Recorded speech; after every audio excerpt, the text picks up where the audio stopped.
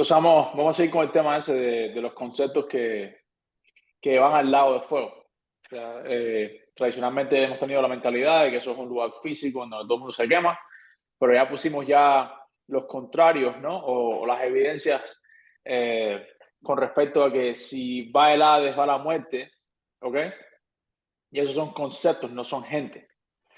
Entonces vamos a aclarar eso un poquito más hoy usando unos versículos bíblicos y respaldando los detalles de esos conceptos, eh, de cómo es que eso va a un lugar físico, si son conceptos y no son materia física de ningún tipo. Sí, la idea, la vez pasada enfatizamos, le dimos más fuerza a lo que casi, o sea, a lo que prácticamente nunca se ha hablado, que es que cómo, o sea, le enfatizamos de cómo al lago de fuego se echan conceptos. Ahora vamos a integrar eso con los aspectos que se han tomado de la escritura, que son físicos, con lo que se ha justificado que el infierno es un lugar de azufre y fuego físico. Para entonces ahora, juntando todos los detalles, ver el cuadro completo. Como que pasa que la teología tradicional tomaba algunos aspectos físicos, pero no tomaba los conceptos abstractos. Entonces nosotros le dimos hincapié a la vez pasada a los conceptos abstractos y ahora vamos a conectarlo con todos los elementos que usa la teología para mostrar un escenario físico, para ya viendo el cuadro completo, entender en sí, o sea, ver el cuadro completo con todas las aristas, con los elementos que ha tomado la Claro. teología y con estos elementos conceptuales que estamos trayendo, que están escritos en la escritura. O sea, no estamos inventando nada nuevo, lo que no se le había dado atención, fuerza, o quizás se habían tomado lo que haya sido, es lo que ocurrió en la historia. Vamos a intentar, ¿no? Recordamos, esto es un taller de discusión para profundizar más en la escritura. Sí, es Decimos, en completa defensa es cuando la forma más o menos de interpretar las cosas, usualmente con la referencia física. Entonces, si yo leo algo que suena más físico que conceptual, o suena más físico que un mensaje, no voy a decir oculto, pero un mensaje que hay que interpretarlo usando lógica, no solamente lógica física, sino lógica de que, bueno, espérate, eso no puede ser así, porque no tiene sentido. La mayoría de la gente vemos eso y como leemos la Biblia, no nos vamos a romper el coco con más cosas, ¿entiendes? Es nada más, es físico, suena físico, vamos a ir por esa vía. Entonces, vamos a ponerlo de otra perspectiva y, a ver, empezamos con Daniel 12 o con sí, que Apocalipsis en 20. Daniel 12 es donde está el concepto más general, que simplemente no se habla del lago, no se habla de nada, se habla del polvo de la tierra. Sí, ahí ¿Ok? estamos viendo en Daniel 12. Fíjense que en Daniel 12 no se está hablando ni de lago, ni de fuego, ni de azufre. Se está hablando que del polvo de la tierra serán despertados unos para vida eterna y otros para vergüenza y confusión perpetua. Y es importante tener en cuenta este planteamiento porque aquí se está hablando de lo mismo que en Apocalipsis se va a recrear con más detalle. Se va a revelar, porque por eso Apocalipsis significa revelación. Se va a revelar con más detalle, pero fíjense acá en el libro de Daniel se revela muy genérico y de la forma más del sentido común más general, que es que todo el mundo cuando se muere es polvo. Y ahí está, del polvo, porque todo el mundo, sea la muerte que haya sido, este cuerpo físico termina en polvo. Dice que del polvo de la tierra van a ser despertados. Ya, o sea, Daniel está hablando de que simplemente va a haber una conclusión final, donde en esa conclusión, según el propósito de lo que, como cuando pasamos un curso, eres aprobado o desaprobado. Y aquí están los que están aprobados para vida eterna y los que son desaprobados, o sea, son desaprobados, vergüenza, y confusión perpetua, que en otras traducciones se queda mejor, en otras traducciones, en vez de la palabra confusión, dice espanto. O sea, no es que ellos son confundidos, sino confusión en el sentido de espanto, de terrible, de algo que es, o sea, que más bien es algo que es terrible, vergüenza, deshonra, espanto, o eres honrado o deshonrado, que es el otro resumen que hace Pablo. Vasija de honra y vasija de deshonra. Entonces, primero, aquí verlo de forma general, porque para que entonces vamos a decir, en la forma en que Apocalipsis nos va a recrear más el tema, no podemos salirnos de esto, porque este es el concepto más general. Si ahora Apocalipsis va a usar palabras con, vamos a decir que va a recrear con más detalle, va a pintar pero primero no podemos salirnos de esta plataforma, que es simplemente toda persona que ha muerto, toda persona que es polvo, va a tener o eres honrado o deshonrado. Entonces ahora vamos a ver cómo este concepto del polvo de la tierra de Daniel en Apocalipsis se va a recrear con tres conceptos diferentes. Vamos allá, pero vamos a ver esos tres. Vamos entonces a Apocalipsis, que es el 20, el, el otro versículo que teníamos por ahí. 20:12. Ajá, el 20:12, que fíjate que ahora Daniel había dicho que el polvo, porque todo el mundo se hace polvo, pero ahora Apocalipsis va a usar para describir ese polvo desde donde están los muertos, lo va a describir con tres escenarios. Dice que vi los muertos grandes y pequeños, los libros fueron abiertos. ¿Ve? El libro de la vida es el que define si va a ser para honrado o deshonrado, y por eso es juzgado, ¿no? Porque es el control de la calidad. Se va a juzgar quién entra, quién va a ser honrado y quién deshonrado. Dice, ahora fíjense quién entregan los muertos. Los muertos, dice que el mar entregó los muertos que había en él y la muerte. Miren qué interesante está esto. Porque si está hablando de un mar físico, tenía que decir, el mar entrega a los muertos, la tierra entrega a los muertos, el aire entrega a los muertos, porque aquí se muere un avión. No, el mar no entra en un concepto físico, porque no es el mar y la tierra, es el mar y la muerte. Entonces, ¿de qué mar está hablando aquí? Es el mismo mar que se habla en la Nueva Jerusalén, que dice que no habrá más mar en la Nueva Jerusalén. Está hablando cuando se usa en la escritura el mar como el concepto de la sociedad humana, el caos de la humanidad.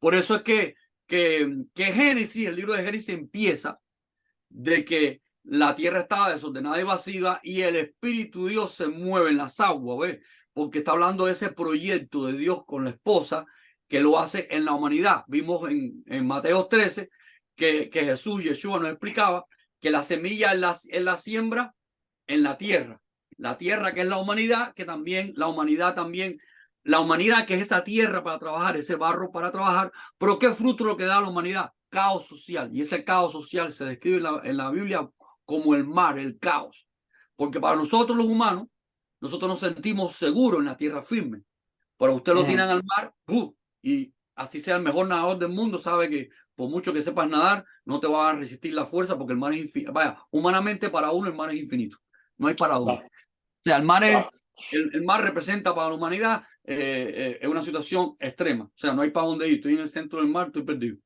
Entonces siempre el mar va a ser para la humanidad, en la Biblia, no es tierra firme, es confianza.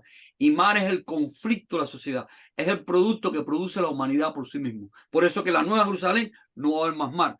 Y ya sabemos que Dios no está hablando del mar físico, porque por el Salmo 148, el 4-6, dice Dios que todo lo que Él creó permanece para siempre. Recordemos, Dios está usando su diseño como palabra para describir su proyecto. Y en su diseño, el mar, para nosotros, desde la observación de un humano, el mar es un escenario de conflicto, porque yo no estoy diseñado para habitar el mar. Ahí me tiran en el mar y Sí, sí, inseguridad, miedo, o sea, sí, todo. ¿qué es lo que es la seguridad para mí? La tierra. La seguridad para mí en la tierra porque es lo firme. El mar para mí es ahogarme y me comen los tiburones. Entonces, A menos que tenga la revelación de Cristo que puede caminar por el agua. precisamente eso fueron unas señales de que Él es el Señor, porque Él estaba mostrando en el lenguaje, siempre en el lenguaje de los antiguos, el mar es el conflicto, el mar es indomable, y vino el que camina sobre el mar, el que tiene el control. Eso para nosotros en la vida moderna no significa mucho, pero en el tiempo antiguo, el que caminaba sobre el mar solamente puede ser el que domina todo. O sea, esos eran, o sea, Yeshua hizo señales específicas que marcaron la mentalidad de ellos. Entonces, por eso está el concepto del mar. Él camina sobre las aguas. Él es el que controla. Está diciendo, yo soy el que someto el caos. Yo soy el que reina sobre todo. Al caminar sobre las aguas está dando un mensaje. No simplemente, nosotros hoy en día lo vemos como con la mentalidad de nosotros del circo, ¿no? Él tiene poderes porque camina como sobre las aguas. En la mentalidad esa cirquista, ¿no? El show, no. Pero en la mentalidad antigua eso era un mensaje de que Él es el que reina sobre el caos. Él es el que reina sobre todas las cosas. Hay un concepto. Nunca perdía un segundo para O sea, Sí, nunca perdía ningún evento para no hacer una enseñanza. Todo era una había, enseñanza cada constante. evento eso tiene un significado poderoso, más amplio que a veces que nosotros simplemente lo vemos desde nuestro contexto cultural. Sí, porque Entonces, si tú lo pones de esa forma, el tipo es un egocéntrico, nada más quiere atención. Ah, mira, a sí, mí sí, yo sí. puedo hacer esto. Hoy en día, como nosotros vemos un hombre que camina sobre el mar, es un mago que hace tremendos efectos, es un tipo, es un circo, es un tipo que tiene tremendo, pero él está dando un mensaje mucho más fuerte que eso. Yo soy el que camina sobre el mar, yo soy el que camina sobre el caos, yo soy el que establece el orden sobre todo, yo soy el que soy. Entonces, era un lenguaje corporal en todo, un lenguaje corporal que iba más allá, que trascendían la cultura, o sea, el lenguaje corporal era muy fuerte. Totalmente. Entonces, fíjense que aquí, recordemos, Daniel está diciendo que del polvo son despertados los muertos.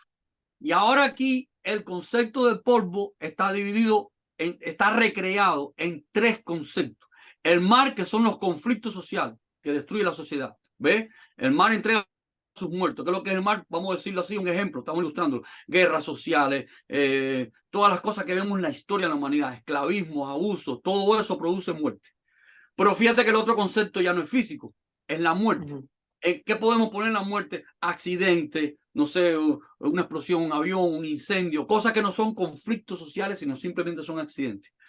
Y también está el Hades. ¿Qué ejemplo podemos poner el Hades? Todo el que se muere de forma natural, se murió y lo enterraron. O sea, ni está en un conflicto social, ni pasó por un conflicto social, ni pasó un accidente de esto, o sea, un accidente, la explosión de un avión, un incendio, simplemente porque todo el que pasa por un accidente violento, no quedan nada para enterrar en un sepulcro. O sea, una persona que explota un avión, que no quedan restos, no quedan nada, nunca va a terminar en un sepulcro. Una persona que explota en una nave aeroespacial, cuando la bomba de Hiroshima y Nagasaki, cuerpos enteros fueron desintegrados. Esa gente nunca terminó en un sepulcro. Por tanto, Daniel habla del polvo de la tierra, porque todo el mundo sí se vuelve polvo. Y acá está recreado el polvo en tres figuras generales.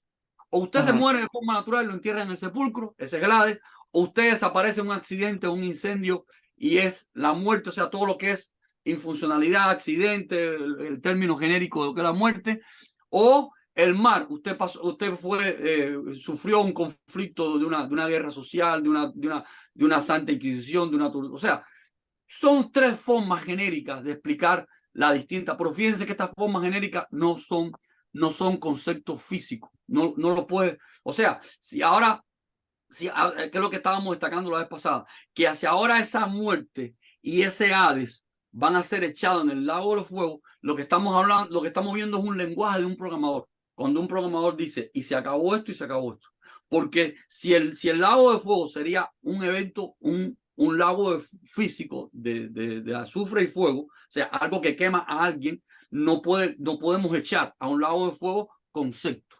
Entonces, esto fue lo que resaltamos la vez pasada, pero ahora vamos a resaltar de dónde la teología ha tomado con fuerza de que sí, porque hay aspectos descriptivos de azufre y fuego, y un lago de fuego, y eventos históricos con azufre y fuego, donde fueron eventos físicos, pero si queremos entender el cuadro completo, tenemos que poner todos los aspectos físicos y los aspectos conceptuales. Entonces, vamos ahí al mismo Apocalipsis, donde más abajo en Apocalipsis 21:8 creo que, 21:8 dice que cuando está hablando de la Nueva Jerusalén, está hablando de quiénes van a entrar a la Nueva Jerusalén y quiénes no, ¿no? Y él dice que el que venciere, ¿ve? Está diciendo, el que venciere, el que venciere heredará todas las cosas. Yo seré su Dios y él será mi hijo. Pero los cobardes, los incrédulos, los abominables, los homicidas, los fornicarios, o sea, todo el que es pecador, hechicero, idólatra, mentiroso, o sea, todo el que sea pecador, todo el que no sea la esposa, tendrá su parte en el lago de fuego. Y aquí hay una descripción física que arde con fuego y azufre, y esta es la muerte segunda. Nosotros habíamos explicado la muerte segunda como que en el concepto del programador, él daba fin a la infuncionalidad, daba fin al pecado, pero también como Él es el programador y todo termina en él, también va a terminar en él. Todo aquel que no sea esposa también se va a someter a él. Pero aquí hay una descripción física que tiene una conexión con un hecho físico y histórico, que es el lago de fuego que arde con fuego, azufre. Cuando en la Biblia fue comentado un evento donde Dios hizo un juicio y destruyó dos ciudades, Gomorra y Somorra. Vamos al pasaje de Gomorra y Somorra, y Dios manifestó un fuego y azufre, ¿no? Eso está en Génesis 19. Génesis 19, vamos a ver que dice que Jehová, Yahweh, hizo llover sobre Gomorra, sobre Sodoma y Y Gomorra, Gomorra. azufre y fuego. Acá estamos presenciando un evento histórico, un hecho físico. Esas ciudades fueron consumidas y desaparecidas con fuego y azufre. Se manifestó ese fuego y azufre. Dios hizo un juicio, pero recuerden quién es el que está detrás, de quién es el brazo del fuego y azufre, quién es el que está haciendo el juicio. Él está desapareciendo a estas ciudades con fuego y azufre, pero él la desaparece en un instante, ¿no? Eso no se quedó prendido eternamente ahí, porque si vamos ahí lo que vamos a ver es una zona, eso se conoce hoy en día, geográficamente existe, es una zona donde no hay vida, no hay nada, todo está quemado totalmente, o sea, ahí está, eso, hay una evidencia, inclusive pusieron una señal histórica ahí, ¿cómo se llama? Cuando hacen por arqueología, qué sé yo, que ponen una señal, acá, este es el punto, aquí estuvo Sodoma y Gomorra, eso está en internet, lo pueden buscar, o sea, que eso está corroborado, o sea, por los estudios arqueológicos de esa zona y la evidencia de que ahí no crece ni hay vida ni nada, todo está calcinado como si haya sido por fuego y azufre. Entonces, aquí ocurrió un evento, pero ese evento de este fuego, de azufre y fuego, valga la redundancia, que ocurrió en un instante, pero a pesar de que ocurrió en un instante, la Biblia lo describe como un fuego eterno, porque ¿quién es eterno? Quien hace el juicio. Vamos allá al libro de Judas. Libro de Judas en 1:6. 1:5, que dice, los quiero recordar que, como habéis sabido, que el Señor, habiendo salvado al pueblo, sacándolo de Egipto, después destruyó a los que no creyeron. Importante, está recordando el Éxodo. Cómo Dios destruyó en el Éxodo cuando sacó de Egipto al ejército de Faraón. Había una columna de fuego que separaba al pueblo de Dios y al faraón. Y esa columna de fuego era él, Pablo lo dice.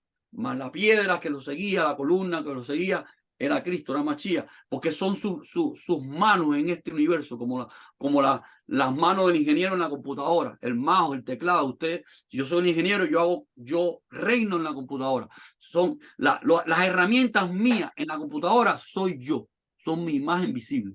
No es que yo me convertí en una computadora, ni yo me convertí en una pantalla. No, son mis herramientas en la computadora. O sea, son sus manifestaciones visibles, son su imagen visible. Porque la Biblia lo dice, que él hizo el juicio, lo hizo él con sus brazos. ¿Ves? Es una forma antropomórfica de decirlo. Pero ese brazo de él es ¿quién fue el que destruyó al faraón y al ejército del faraón? Un fuego eterno. Era la columna de fuego. Es él. O sea, es ese fuego eterno. Y acá, ahora fíjate cómo Judas nos conecta a la misma columna de fuego cuando ellos salieron de Egipto con el juicio de los ángeles. Dice que los ángeles que no guardaron su unidad, que abandonaron su propia morada, los ha guardado bajo oscuridad en prisiones eternas para el juicio del gran día. ¿Cuál es ese juicio del gran día? Que como Sodoma y Gomorra, las ciudades y las ciudades vecinas, las cuales de la misma manera, fíjense, estamos hablando del mismo punto, de la misma columna de fuego, del mismo que hace el juicio de los ángeles, dice las cuales de la misma manera, habiendo fornicado y en pos de vicios en contra de la naturaleza, fueron puestos, por ejemplo, sufriendo el castigo ¿de quién?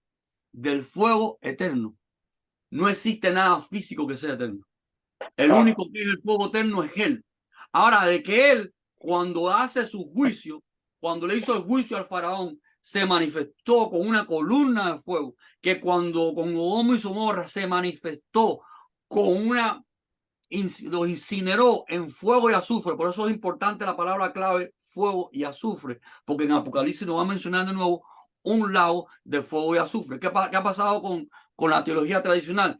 que nada más que nos hemos fijado en los aspectos físicos y reducimos la interpretación a la parte física. No nos dimos cuenta que había aspectos físicos y abstractos, porque a ese fuego, que ya vemos que si es un fuego eterno y es él el mismo que caminó en la columna de fuego, es él el mismo el que le hizo el juicio y destruyó la ciudad de Gomorra y Gomorra. Entonces tenemos que unir en un mismo personaje el fuego de azufre y de Gomorra y Gomorra, la columna de fuego cuando ellos salieron de Egipto, el fuego eterno que es él, y vamos a ver qué dice Deuteronomio 24, 4:24.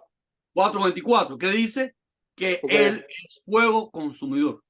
Él es fuego consumidor. O sea, el único fuego consumidor, el único fuego eterno en la Biblia, la zarza de fuego, la zarza que se le manifestó a Moisés. ¿Por qué se le manifestó a Moisés con una zarza ardiente? Porque le está mostrando a Moisés, yo soy el único fuego que no tengo que consumir ningún combustible. Yo soy el fuego. O sea, cuando él estaba haciendo ese show, Moisés le estaba definiendo un concepto. Le está diciendo, ¿quién soy yo?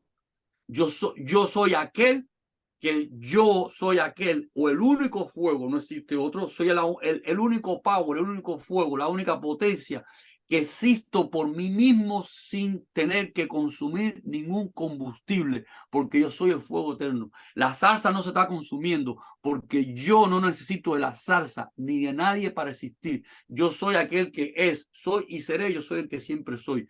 Yo soy, o sea, le está dando un mensaje, porque si hubiera sido un show de una zarza que se está quemando, y la salsa se quema, no nos está hablando de ningún concepto, es simplemente un fuego, una candela, pero ¿quién es? Espérate, la salsa no se consuma, es una persona especial, es la única persona en el universo que existe por sí mismo, que no depende de nadie, él es el fuego eterno, él es la columna de fuego, él es el fuego el fuego y el azufre que destruyó a Gomorra y Gomorra, que en ese momento se manifestó físicamente, se manifestó con una columna de fuego en Egipto, se manifestó con azufre, repito varias veces la palabra azufre y fuego, porque en Apocalipsis, cuando nos describe el lago de fuego, nos está reconectando con quién es el que es ayer, hoy y siempre, el que hizo el juicio en Gomorra y Gomorra, el que caminó cuando ellos salieron de Egipto y con columna de fuego protegió al pueblo. Y, o sea, la columna de fuego hizo separación a quien estaba protegiendo, iluminando, pero había una columna de humo que le daba oscuridad al faraón y para acá había bendición porque era su amada, era su esposa protegida, pero para acá había destrucción, destrucción del faraón y destrucción de su ejército. Entonces, ve, lo que queremos es tomar el cuadro completo. O sea, tenemos que conectar el fuego y el azufre de Gomorra y Gomorra con el lago de fuego del infierno, pero ese lago de fuego del infierno es del juicio que está hablando Daniel. Daniel está hablando de un juicio, ese fuego es ese juicio que está hablando Daniel, que son levantados del polvo para honra y para deshonra. Y tenemos que conectarlo también lo que pusimos con más atención en la clase pasada, en la discusión pasada, que es que a ese mismo lago de fuego se va a echar, o sea, este lenguaje como que yo digo que es un lenguaje de programación, porque Dios está echando conceptos que van a finalizar al lado de fuego. Ese concepto, la muerte y el sepulcro. El sepulcro es un concepto, porque el sepulcro, ¿quién es el sepulcro? El sepulcro es todo aquello donde toda la historia se han enterrado gente. Eso es un concepto, o sea, usted no puede agarrar físicamente todos los enterramientos y toda la gente enterrada en todo, y es como agarrar el planeta entero de donde ha muerto gente en todas partes y echarlo a más. No tiene sentido a algo físico hacerle un juicio. O sea, un juicio se le hace a un concepto o una persona. ¿Por qué a un concepto? Porque tú decides cuándo el concepto va a seguir funcionando o no. Entonces, pero no solamente eso, un juicio se le hace a... Para que tú puedas tener un juicio, tienes que tener algún tipo o una forma de conciencia. Porque si tú no tienes... Es como que tú no le puedes hacer un juicio a un perro, porque el perro no tiene conciencia de lo que hace, ¿entiendes? Entonces tú tienes que tener algún tipo de conciencia para que tú le hagas un juicio. Entonces, eso refuerza más el punto de que cuando yo digo que el concepto de helado va a estar echado al lado de fuego, es que ya eso no tiene ningún tipo de uso porque ya se acabó la producción. Eso fue una herramienta para que el producto fuera salido, pero eso ya lo terminé, lo eché al lado del fuego. Eso no es un juicio por sí, ¿no? Porque eso ya es la culminación de un uso Ya un que uso. ya no tiene Pero uso. cuando hablamos de un juicio, está correcto lo que estás aclarando, pero es cuando tú le haces un juicio a una persona. Pero, por ejemplo, en una fábrica, con un control de calidad, tú le estás haciendo un juicio, no un juicio a una persona, sino tú estás controlando si ese objeto cumple con parámetros determinados. De cierta forma también es un juicio, no personal, sino esto cumple con mis parámetros, sí o no. O sea, para acá es el producto de calidad y para acá es el producto. También tú haces vamos a decir, una calificación, un juicio también. No, no estás enjuiciando el objeto, no, sino tú estás viendo si cumple, el juicio es para ti, si cumple lo que a ti te satisface o no te satisface. No sé hasta dónde también se describe como juicioso. O sea, no es un juicio social, sino es una calificación, ¿no? Es una calificación. ¿Cumple con mis parámetros o no lo cumple? Pero de forma general se puede ver también como un tipo de juicio, ¿no? Yo estoy Sí, sí, porque juzgando. al final del día todo es juicio, algunos más complejos que otros, pero si yo Sí, digo, sí, oye, este teléfono ya no sirve, lo voy a botar, lo voy a donar, ya hiciste es un juicio y se como acabó. una decisión de qué voy a hacer con esa cosa, pero no es como que ahora tengo que yo Sí, litigar un asunto con que si el teléfono, mira, que sí, sí, porque no sé qué más. Y ya. bueno, un punto interesante de esa forma, lo que estoy pensando ahora es que de esa forma, si hay algún tipo de litigación, eso no sería, porque ¿qué vas a litigar tú con el que ya tiene el libro de la vida? Que todo está escrito, que todo está, básicamente ya todo está enjuiciado en el momento de cuando llegue el momento, ya eso ya fue un definición. Es Lo, que lo, por eso, espera, por eso es que a lo mejor acá en Daniel 12, que será levantado para vergüenza y confusión, es que cuando te levantaste ya entendiste que tú no calificaste, ya el juicio se te hizo, a lo mejor, ¿no? Porque estás en confusión perpetua porque tú dijiste que fue lo que pasó. ya caíste en Eh, pánico. te- Dijiste, wow, me la te- perdí, me la perdí. ajá. Es como una cosa básicamente automática. Te levantaste y eres avergonzado y estás ahora en confusión porque dijiste, Vas a tener entiendo todo. un entendimiento total de la condición que estabas y que ya no puedes hacer nada. O sea, que eras un rebelde y que, y que perdiste una oportunidad por siempre y para siempre. Y ahora tienes que someterte, guste o no te guste, porque toda rodilla va a confesar que Yeshua es el rey. O sea, toda rodilla va a estar delante del rey. Todo le va a servir para honra o deshonra. Y Habíamos entonces, cubrido, perdón, habíamos cubrido también un versículo la semana pasada en el cual, bueno, no sé si lo cubrimos o lo mencionamos, pero dice que escrito está que el hombre muere y va a juicio. Eh, sí, el que peca muere.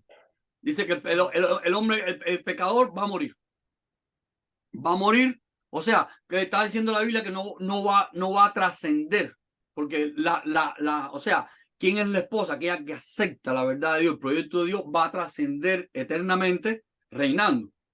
La otra persona en su concepto no va a trascender. Él no va a hacer lo que él quería hacer. Él va a morir, va a ser destruido. Y él va a someterse. Esto es lo que es el lago de fuego. Por eso restricción. Él va a tener que someterse. Él nunca va a hacer lo que quería hacer. Él va a ser destruido. Y es lo que habíamos explicado de la destrucción del alma. Él no va a hacer, sino que él va a tener que someterse. Por eso es levantado. Por eso la parte cuando Jesús, Yeshua dice, donde el diente no para de rechillar, ni el gusano ni el fuego. Y ahí también no solamente Yeshua está diciendo algo nuevo, eso ya estaba escrito en el profeta Isaías.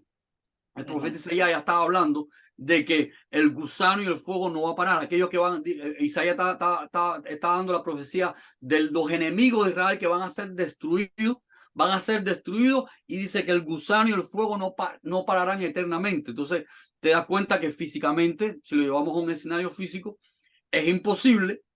Donde está el fuego no puede estar el gusano. Y donde está el gusano no puede estar el fuego. Porque son dos objetos totalmente contrarios, ¿no? El gusano es un animal húmedo, frío, de lugares oscuros, y el fuego, donde hay fuego no puede haber vida.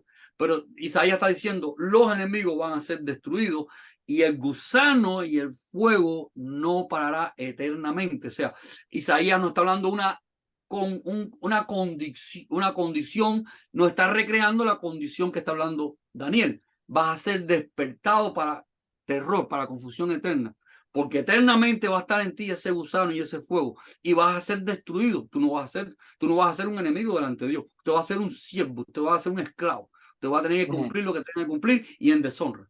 ¿Ves? Fíjate en ese concepto, está o sea, de que el infierno es un lugar físico que, que no tiene ningún sentido. Porque si vamos a Mm. ser levantados de polvo a un nivel físico, a un cuerpo renovado, entonces hay dos problemas. Es, si tú eres un cuerpo físico renovado, levantado para la eternidad, ¿vale? Para vergüenza, y vas a estar en un lugar físico, pues entonces rompe todas las leyes de fuego, porque entonces no vas a ser consumido, porque entonces entras en un problema cíclico, que tengo que reconstruir ese cuerpo para poderlo quemar y para poderlo, que se lo coman los Claro, gusanos. Entonces entras en un problema cíclico. Entonces, ¿qué pasa? Si, si estás siendo renovado y quemado, una cosa que entra en conflicto es que entonces no hay ningún fuego consumido porque no estás consumiendo nada. sí, ¿Entiendes? por ahí donde la teología de cierta forma resolvió el problema, aunque no lo resolvió, porque habla de las almas que se queman en un infierno eterno. Pero entonces es una contradicción, porque el alma no es algo físico. Y como un alma que no es física se va a quemar en un fuego, entonces lo que estamos viendo es una solución teológica, mística, esotérica, fantástica, porque es una contradicción total. Un alma no se puede quemar en un fuego porque un alma no es un agente físico. Entonces entrar en una imaginación esotérica fantástica de que es un alma y es un fuego espiritual y al final todo termina en algo que tampoco tiene un fundamento bíblico, porque el fundamento bíblico es que si Dios es Dios, todo le funciona a Él. No hay nada por gusto ahí ardiendo y quemado, sino todo le tiene que servir, todo le tiene que ser útil, gústele a la persona o no. Si es la esposa, porque va a ser su reina. Y quien no es su esposa, ahí viene la deshonra, y ahí viene el rechillar de dientes, y ahí viene el gusano y el fuego no para. Y otra cosa porque todo esto puede ser una discusión de punto de vista, pero vamos a lo que está escrito, que eso ya no es ni el punto de vista de nosotros ni la teología. Está escrito que al lago de fuego va a ser echada la muerte y el Hades. O sea, está escrito literalmente que es un lago de fuego donde van a estar consumidos, acabados, porque es que ya es conclusivo, ya no son necesarios.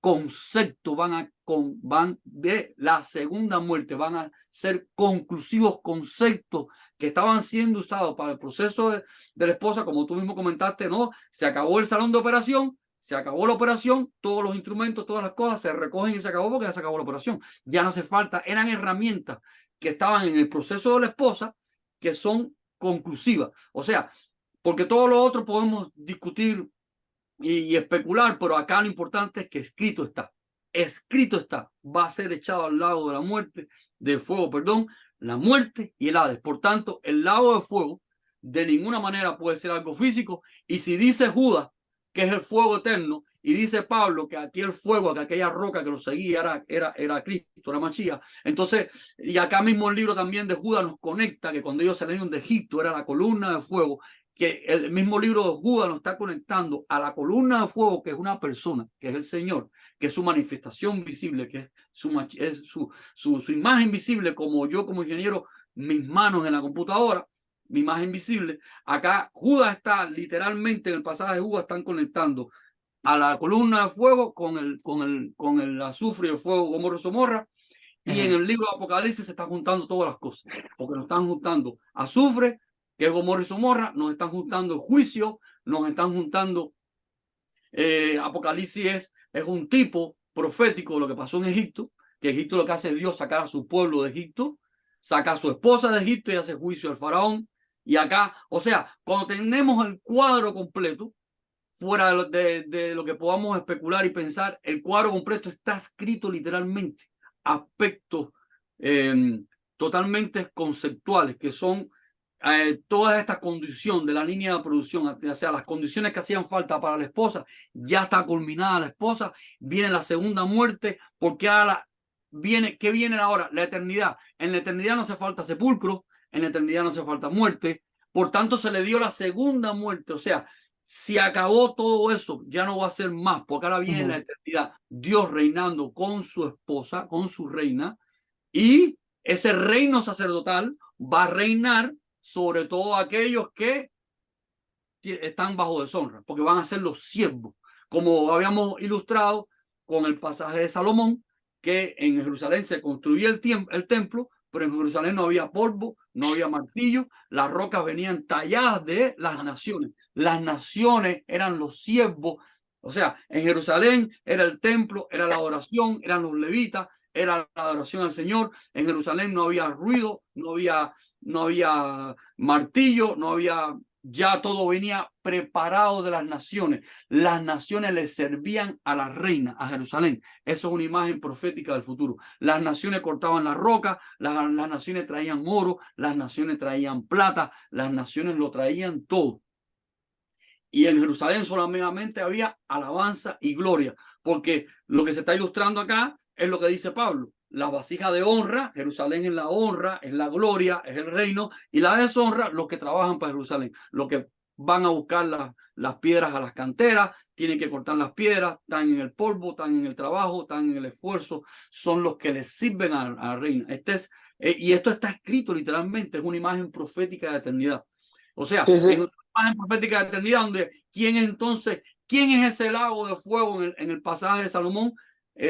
Salomón estableció ¿cómo se dice? Cuando se establece un reino, logró establecer que era la paz, que él no tenía guerra con nadie porque todo el mundo estaba sometido a él. Logró establecer ese control. O sea, Salomón, de cierta forma, el rey Salomón era un fuego en ese pasaje, ¿no? Era el que mantenía el reino, establecía dónde estaba la honra y la gloria, la alabanza, y dónde estaba el trabajo, el martillo y el esfuerzo. O sea, los que le servían al reino. ¿Y quién reinaba en todo eso? O sea, Salomón era como un representante. Una imagen profética, ese reino, esa vara de hierro que gobernaba sobre todas las naciones. Uh-huh.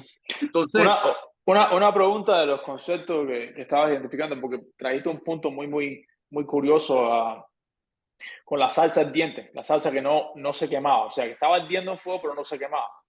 Entonces, y a lo mejor puede ser algún tipo de explicación en el lenguaje, ¿no? Pero si Dios es el fuego consumidor, si es Él, pero su manifestación de fuego es un fuego que no consume nada. O sea, hay un contrario ahí. O sea, si yo soy el fuego consumidor que consumo todo, pero mi manifestación de fuego es una columna de fuego o un fuego eterno en una salsa que no estoy consumiendo nada, hay una contradicción ahí en los conceptos, no, ¿no? porque fíjate, no, ahí lo que hay es una aclaración. O sea, a ver, vamos a aclararlo. Uh-huh. Puede haber una aparente contradicción. O sea, cuando él está mostrando a Moisés, yo no necesito combustible, está diciendo, yo soy el que existe independientemente por siempre y para siempre. O sea, yo existo por sí mismo. Yo soy el que siempre soy. Ahora, cuando él está consumiendo a un pueblo, él está haciendo la función del alfarero, que está moldeando el barro. Y porque acuérdate que la humanidad, él no está consumiendo ese pueblo para existir él. Cuando él consume a Gomorra y Somorra, él no lo está usando como combustible. Él está haciendo la función ahora del alfarero, que agarra el barro, quita lo que no es y pone lo que es. Porque ya él está definido como el fuego eterno. O sea, no está consumiendo para existir, está consumiendo en función de alfarero, está formando la pieza, como cuando usted agarra el oro. ¿Cómo se purifica el oro? Por fuego.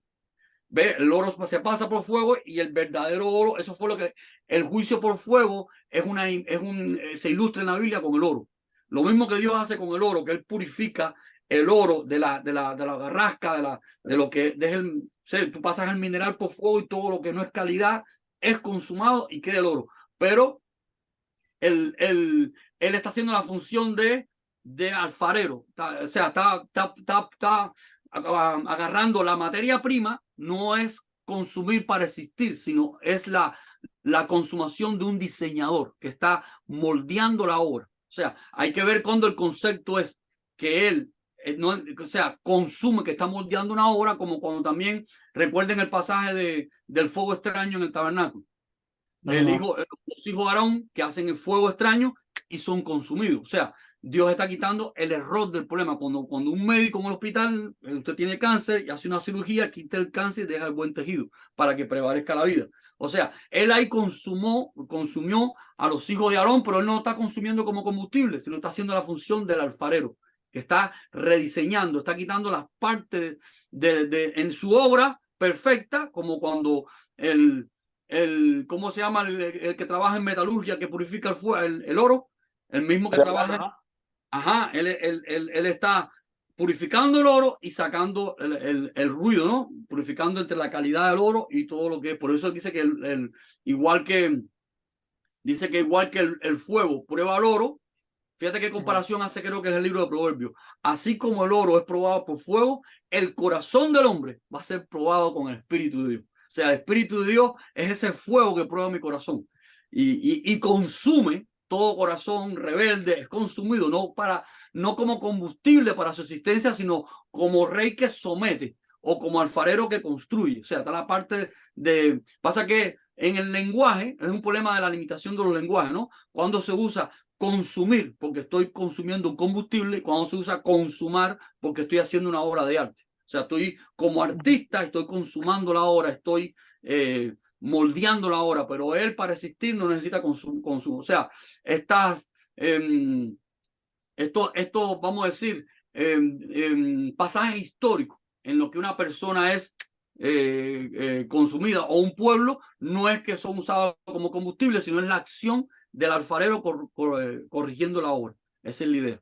Como cuando en el crisol yo estoy separando el oro de lo que es la hojarasca, lo que es la churre, separando la calidad del oro. Como también está escrito al corazón del hombre, con el Espíritu de Dios, que es ese fuego que purifica, que define de nuestro corazón lo que es verdadero y falso.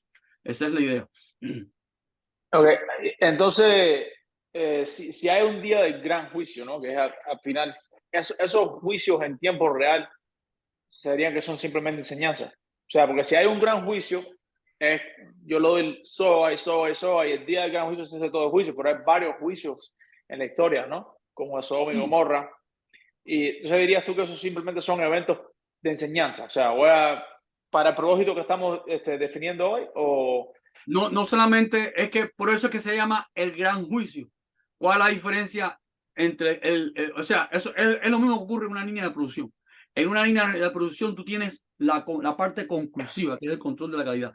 Pero en toda la línea de producción tú estás haciendo control de calidad parcial. Tú estás corrigiendo como un detalle aquí, un detalle acá, pero está el control final. El producto es o no es. Pero eso no quita que en toda la línea de producción hay seguimiento de la producción. Hay seguimiento y lo que queda mal hay que corregir por aquí, lo que queda mal hay que corregir por acá, acá queda un problemita, hay que ajustarlo, pero después viene el control final, por eso se llama el gran día, el juicio final, porque es el final de toda. Eso no quiere decir que durante todo el proceso, porque lo vemos en la historia, está el diluvio de Noé, cuántas veces Israel pecó y Dios puso juicio y hubo plaga y hubo tumores, y cuántas veces Israel desobedeció y Dios dejó que los enemigos que cayeran bajo, que fueran llevados a Babilonia, que venga el imperio persa, el imperio y constantemente hay todo como tenemos en una industria, que hay un control de calidad, o sea, hay un seguimiento en todas las etapas productivas, un seguimiento en todas las etapas productivas hasta que llega al control final. ¿Ve? Por eso es que se llama el gran día de Dios, el gran juicio, porque es el evento ya final de la producción. Y eso no quita el control parcial, porque constantemente, él lo dice así, Israel es barro en mano del alfarero. Y ese es el tema que estamos poniendo sobre la mesa al principio, que el jardín de Edén es una plataforma de trabajo donde Adán, como dice Mateo 13, que la tierra es la humanidad y él es el sembrador, él pone la semilla. El sembrador está poniendo semilla y el sembrador ve en la parábola de Mateo 13, él dice, y una semilla cae aquí, y una semilla cae acá, y otra cae allá, pero hay una que es la eficiente, hay una que es la que da fruto, y por ahí otro sembrador que es el ruido, que es el padre de mentira, que es Satanás, que entonces es la que confunde, entonces sale la cizaña, y constantemente, cada vez que él evalúa que hay una semilla que cayó aquí y una semilla que cayó acá, está haciendo juicios parciales. Pero al final hay una cosecha final. Hay una cosecha final que define qué va a ser trigo y qué va a ser cizaña. Ya ese es el final de la obra. Pero en el camino se van viendo las distintas, los distintos, todas las distintas variantes. Este cayó en las piedras, este cayó acá, este cayó acá, este acá, está la cizaña, está el trigo. Y fíjese cómo él le dijo, explicándolo a sus discípulos. Sí, pero no se, el trigo no se va a sacar hasta el final, porque sacas el trigo y daña, la cizaña. Hay una parábola donde él explica, ¿no? Que si tú sacas la cizaña antes de tiempo, puedes sembrar al trigo. Que entonces solamente al final, cuando todo sea cosechado, Sí, porque tú puedes hacer un juicio fuera de tiempo, sacar una cizaña, pero vamos a, que es la ilustración así en práctica, ¿no? Vamos al campo, si hay una cizaña fuerte, usted la saca, va a o sea, si hay trigo alrededor, las raíces de esta, si es fuerte, cuando sacas a una, destruye la otra, ¿me entiendes? Si tú tienes una cizaña que ha crecido bastante y la sacas antes de tiempo, vas a destruir el trigo que está alrededor. Porque con las raíces de esta se lleva al otro. Por eso él dice, no, déjala que crezcan juntos. Al final, se hace la cosecha y una es echada a un lugar y otra a otro. Por eso que a veces vemos que en la historia que hay cosas que se están dejando, porque quizás quitarlas afecte a los demás. Entonces, al final todo se va a saber. Por eso dice, no saque la cizaña antes de tiempo, porque va a dañar al trigo. ¿Cómo se puede entender esto? Ahí a veces tenemos líderes que tienen problemas, que son falsos líderes, pero esos líderes tienen seguidores, tienen un pueblo. Si tú lo sacas antes de tiempo, frustras al pueblo. El líder va a estar ahí, él es un falso, al final se va a definir, al final Dios no va a engañar a Dios, pero para no hacer daño a todo un pueblo que está siguiendo y está confundido y no hay madurez todavía, y si se saca al líder antes de tiempo puede afectar a todo un pueblo que se frustre y se vaya al camino. Un ejemplo, ¿no? Wow. No, no, eso es tremendo ejemplazo. O sea, no puedo pensar en un ejemplo mejor que eso para Ese explicar ejemplo lo esa. vimos en Egipto. En Egipto el faraón se usó hasta que fue necesario. Y se usó ahí, el pueblo creció y el faraón, y las cosas no eran correctas, pero si se destruía el faraón, se destruía el escenario de Egipto, que era un escenario donde estaba. Ya cuando fue necesario que el pueblo creció a la cantidad que hacía falta, es como las etapas productivas. Ya no hace falta el faraón, se quitó y se sacó del pueblo de Egipto. Así, o sea, esto va ocurriendo en toda la historia.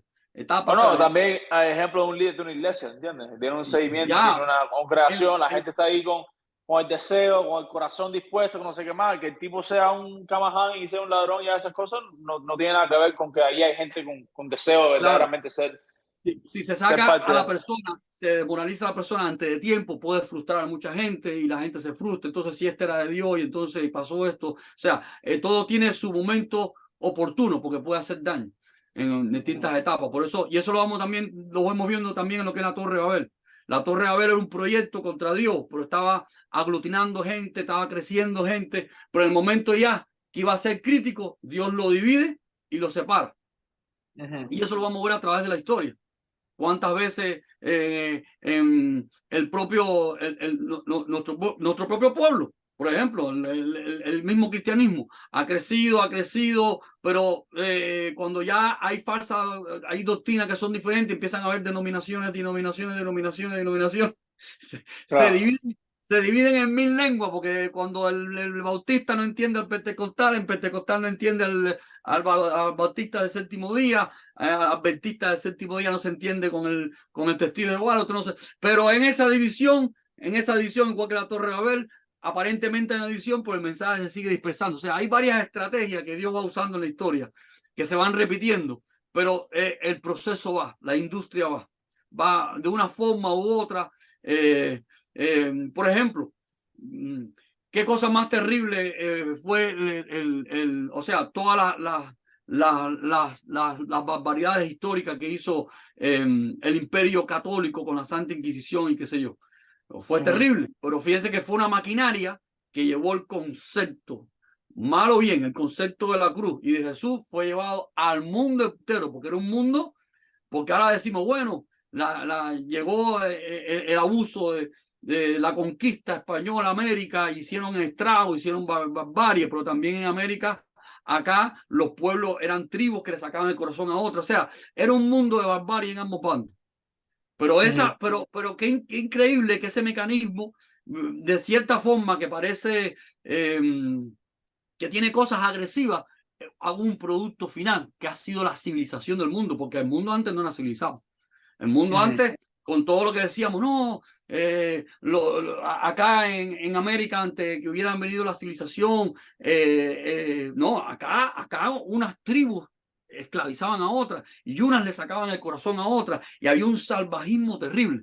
Y Sí. lo que vino fue salvaje porque fue una conquista imperial. Pero de repente, cuando miras la parte integral, se logra el concepto de Jesús llegó a todas partes, la cruz, la Biblia, y de repente tenemos un mundo civilizado. O sea, es complejo, pero ahí va. Sí, o sea, sí, el Señor Sí, es al una final todo le maquinaria sirve. compleja.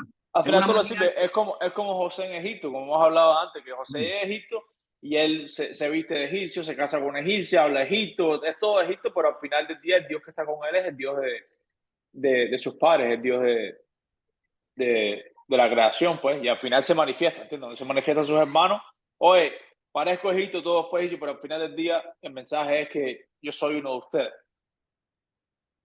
así mismo. Entonces, lo importante es entender por qué tradicionalmente había una interpretación física, porque hay aspectos de la escritura sobre el tema que tuvieron una manifestación física, que son los aspectos históricos.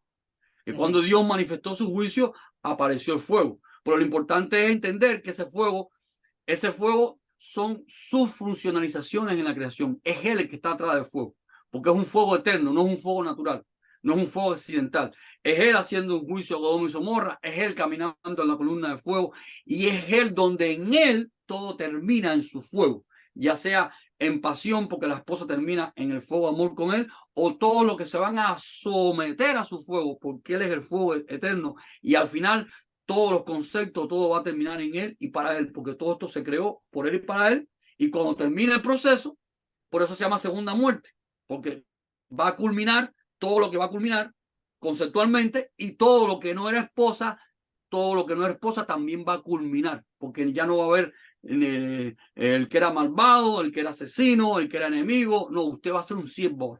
Por eso van a ser, todo el mundo va a ser destruido, que no era esposa, usted va a ser destruido, pero destruido no es que no vas a existir. Destruido es que no vas a hacer lo que tú te creías que eras, no va a ser tu proyecto, no va a ser, tú vas a someterte y vas a hacer en la pecera el limpiapiso. Está el pez bonito el limpia, y en la pecera, el limpia, ¿cómo se llama? El limpiafondo pecera. sí, el limpia pecera, el limpia pecera. El No, limpiapecera. wow, Entonces, esto es lo wow. importante, o sea, que en las interpretaciones tradicionales se tuvieron solamente los aspectos físicos, y si tomamos los aspectos físicos podemos construir, inclusive la construcción física que teníamos estaba contradictoria, porque teníamos un infierno de almas, un Sí, fuego. pero ese es increíble como no sé si es un velo, ¿no? Porque dice al final del día los velos van a ser rompidos. O sea, tiene que ser un velo, porque si tú nomás te sientas a analizar el asunto, 2 segundos tú dices exactamente eso. ¿Cómo es que un alma se quema en un fuego físico? No coinciden en el mismo sistema, no coincide una cosa con la otra. Es que esto viene de otro concepto general, que es que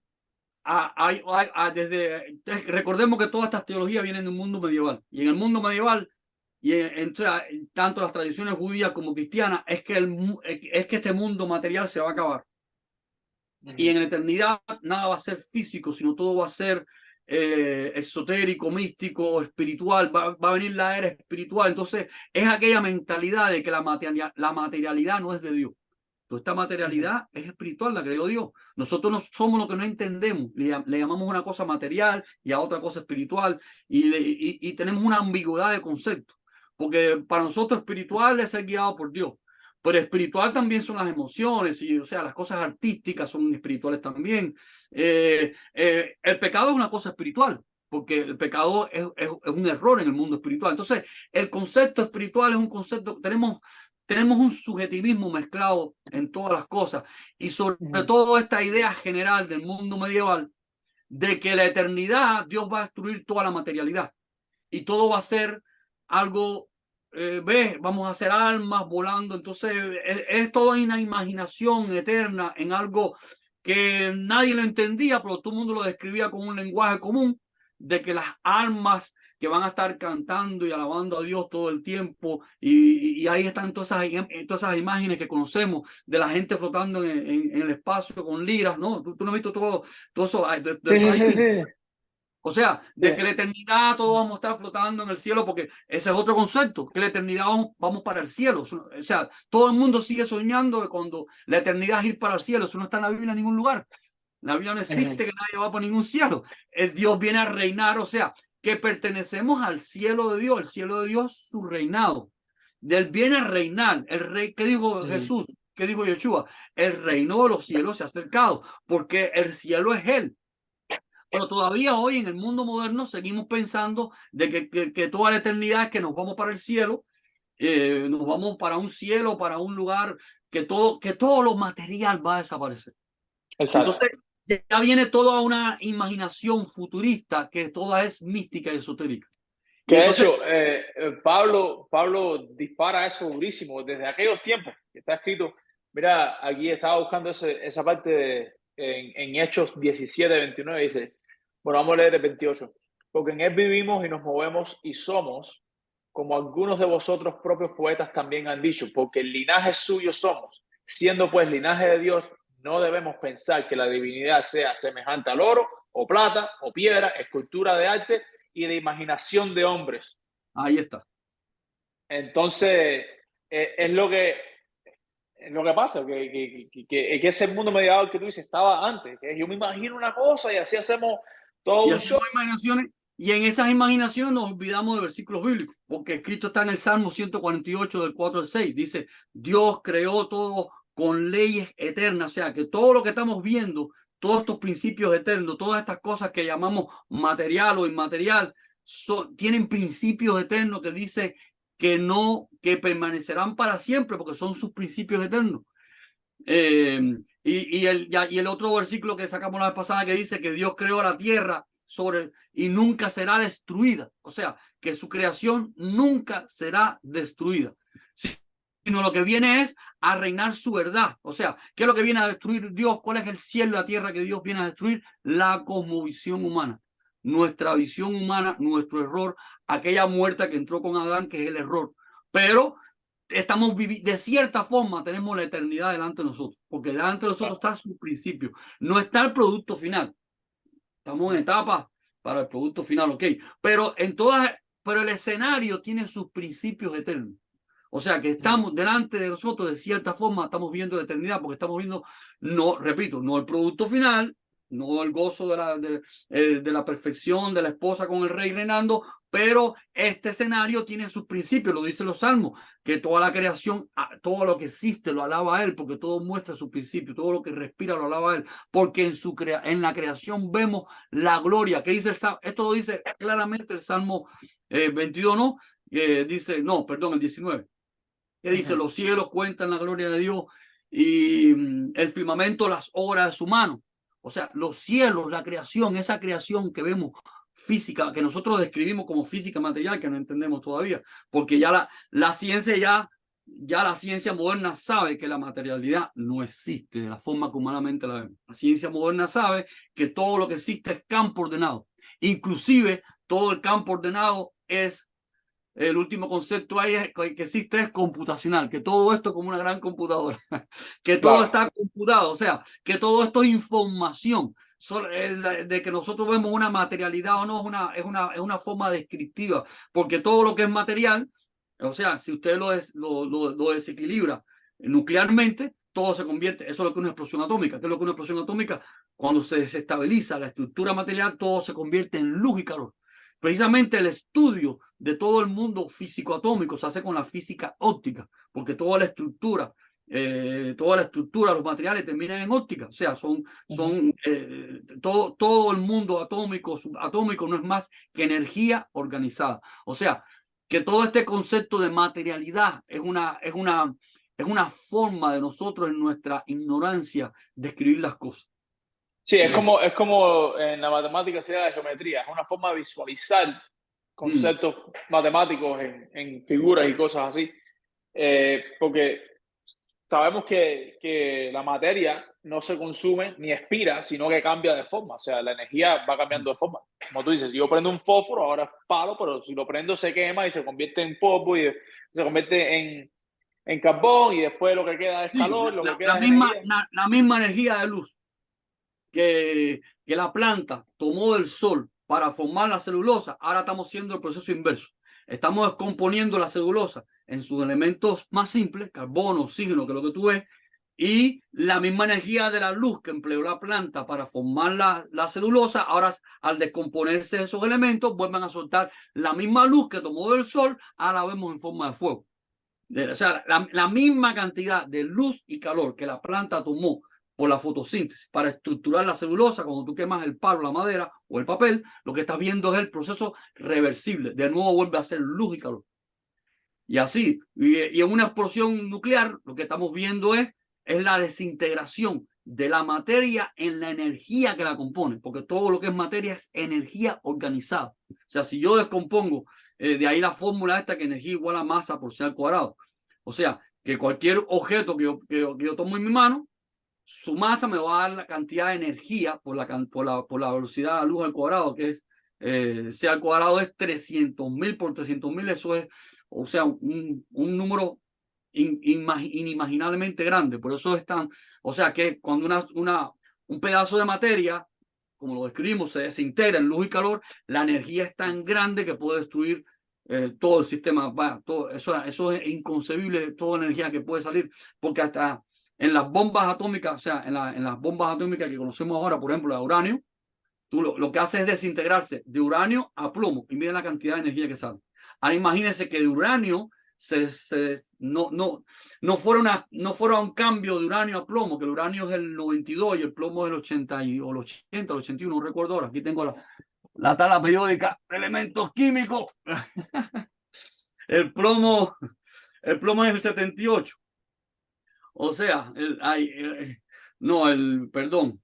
Pero nada, míralo aquí, el 82. El plomo es el 82. O sea, que del uranio, que es el 92, el uranio, que es aquí lo tenemos. El uranio, que es el 92, se desintegra al 82, bajó 10 nada más, y miren la energía que sale. Imagínense que el uranio, que es el 92, se desintegre completo por toda la tabla periódica y termine todo en luz y calor. Eso es una energía que destruiría, yo creo que todo el sistema solar, hasta dónde llegaría. O sea, si toda la materia, cualquier cosa material, toda esa energía que está ahí acumulada, que al final, ahora ya con la física más moderna, la física matemática moderna, ya todo se está transfiriendo a nivel de información. O sea, todo es información. Entonces, que nosotros mismos no entendemos nada de lo que es materialidad, y entonces hacemos fantasía de que ya el mundo, la eternidad es una espiritualidad por ahora fantástica, y vamos en contra en nuestra especulación de lo que está escrito, porque Dios dice que Él fundó toda la creación con leyes eternas, con leyes eternas. Y el Salmo 19 dice que su creación, ve, los cielos cuentan la gloria de Dios, el cielo, el firmamento, las obras de sus manos, que un día le emite palabra, un día le emite sabiduría, otro día. O sea, el mismo Salmo nos está diciendo que toda la creación es una manifestación de sus diseños eternos. Tenemos la eternidad delante de nosotros. Por tanto, el reino eterno es simplemente que Dios viene a quitar el ruido que permitió para que la esposa pueda escoger si él va a ser su esposo o no. Dios va a quitar el ruido, Dios va a destruir la muerte, la infuncionalidad, que es la segunda muerte, que es terminada todas esas herramientas. Y la eternidad es que ahora todo va a funcionar según su diseño preconcebido. Pero la eternidad no es mística, ni es esotérica, ni tiene que ver nada con la fantasía del hombre. En la eternidad se van a cumplir las mismas reglas eternas que han estado puestas desde el principio, porque dice que Dios creó todo con sus leyes eternas, porque Él es el mismo ayer, hoy y siempre. Por tanto, por eso que Pablo dice que podemos entender su eternidad, lo invisible de Él, a través de las cosas hechas, porque las cosas hechas nos están hablando de su eternidad.